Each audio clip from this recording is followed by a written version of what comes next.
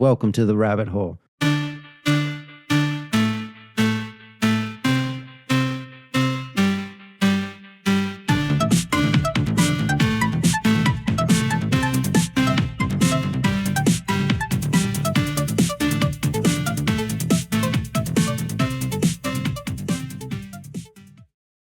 Welcome everybody, I'm Joseph Wagner and you're watching the Bitcoin Minute. It is one day before the 4th of July and fireworks are happening in the markets everywhere except the crypto markets. As you can see, the Nasdaq just made new all-time highs. Gold had a massive gain today, as did silver, helped by a weaker US dollar. Unfortunately, Bitcoin failed to take use of these tailwinds as it closed dramatically lower. Right now, we are right at the $60,000 mark. So why is Bitcoin falling when the Nasdaq, a index in which it is closely correlated to, rose to new all-time highs, when the dollar had a dramatic drop, when stores of value like gold and silver had dramatic rises?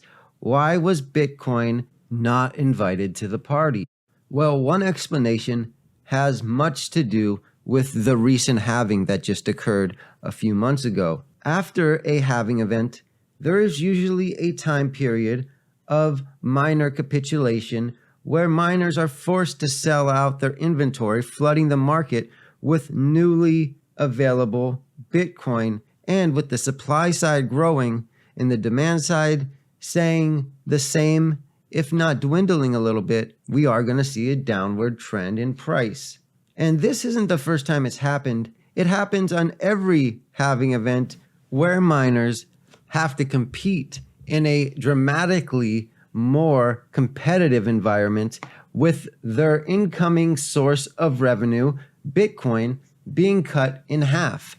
Often, this leads to some mining companies going out of business, and only the most efficient are left standing. So that capitulation has been going on now at least for the last few weeks, and that added to the downside pressure today. Other than minor capitulation, there were other sellers of large scale that came into the market recently, especially since the start of the month, that dramatically inflated the supply of Bitcoin being sold. And I'm speaking about the Mt. Gox repayments that began at the start of this month. And since the start of this month, Bitcoin has had consecutive lower highs as well as lower lows.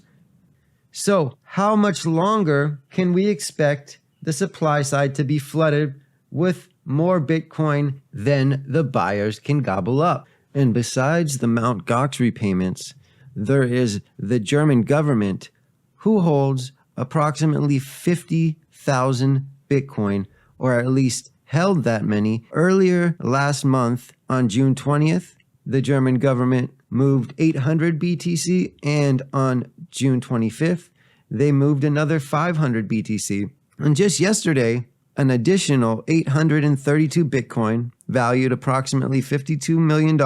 Many of these Bitcoin ended up on centralized exchanges, which we could only speculate was in preparation for selling them. If you recall from my last episode, I thought that Bitcoin was surely going to retest $52,000. That is still on the table and is still my prediction. However, there is one level that I believe Bitcoin has to test and most likely break beneath before we see new record highs, and that is the 200-day simple moving average. Now, let's switch over to a monthly chart. Let's put in a simple 200-day moving average, and I'll explain why that has to be tested before new price highs. Let's take it out of log form just to demonstrate this more clearly. This is our first cycle before our first halving. Bitcoin did indeed break beneath this moving average before going to a dramatic all-time high. Again, in the second cycle, Bitcoin broke beneath the 200-day simple moving average before going to dramatic higher prices. In our third cycle, we broke beneath the 200-day moving average prior to our halving event. And if we go to our fourth cycle, we again had a break beneath the 200-day moving average. Again, this one came a little bit before the halving date. And in our current cycle, we have yet to break beneath our 200-day moving average, either after the halving or right before the halving. Let me show you something else about this moving average. If we were to look at the cycle tops and measure the distance between the 200-day moving average and price action, notice how the price sort of hugs right above this moving average, and then all of a sudden gaps way above it. This gap right here is about 47% higher than the moving average. In this cycle, I'll bet you this gap is even larger. We have a gap of 72% between the average and the price highs. Bet you this one's even larger. On this cycle, we had a gap of 83% between the average and the price high, and even more of a gap on the very first cycle. Here we have a 90% gap.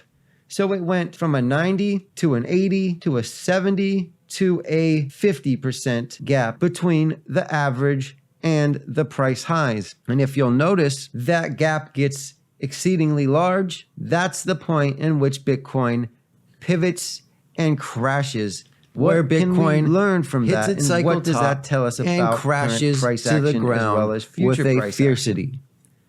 Well, I'm going to predict that Bitcoin will indeed fall beneath this 200-day moving average. That means that over the next month or so, we likely will see Bitcoin trade beneath its 200-day moving average. And once it trades back above that average, we are likely not going to see any more deep corrections. In fact, we will likely ride above that moving average. And once that average tilts to the upside, the pricing will as well. And we can ride that until we see a gap form between the two. And once that gap grows to a tremendous size, we'll say anything above a 20% gap, is time when you guys should exit that trade, take your profits, and wait for the next cycle, unless you're day trading. Keep that in mind. All you need to know is where's the price and where's the 200-day moving average, and you can tell yourself where Bitcoin is in its 4-year cycle. That's all for today. I hope you've enjoyed our video, and I hope you get some value from it. This has been Joseph Wagner reporting to you from deep inside the Bitcoin rabbit hole. We will talk to you next time for another Bitcoin Minute.